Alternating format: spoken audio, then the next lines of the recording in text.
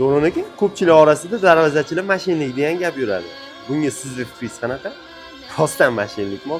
Yo'q aka, 5 qo'l barobar emas. Hamma darvozachilar ham mashinlik degani emas. Bunga mashinlik deb nom olish sabablari bo'ladi-da o'zi hammada. Mana misol uchun mana shu darvozalarni yasashda srokini balandroq olinadi.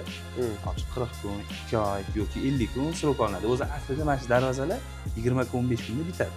2 qavat darvoza, 3 qavat darvozalar. Biz shunaqa strokovka qilamiz, 50 kun, 40 kun strokovkasini olamiz. Sababi bu darvozalarni bitish sroki undan oldin ham ish olgan bo'lamiz-da, misol. Boshqa zakazlarimiz bo'ladi. O'shalarning strokovkasiga bularning srokini balandroq olamiz. U zakazlarimizni ham vaqtida topshirish uchun. Mana shunaqalarni kasriga puliga uchib, 10 kun, 15 kun srok olib qo'yadi bir xil darvozachilarda. Keyin vaqtida bitirib bera olmay, keyin uni srokidan qiynalib, klientlardan gap eshitib yuradi. O'sha hisobiga qolganlar kasriga olib ketadi. Shu mashinlik ekansan degan gaplar, savollar tug'iladi.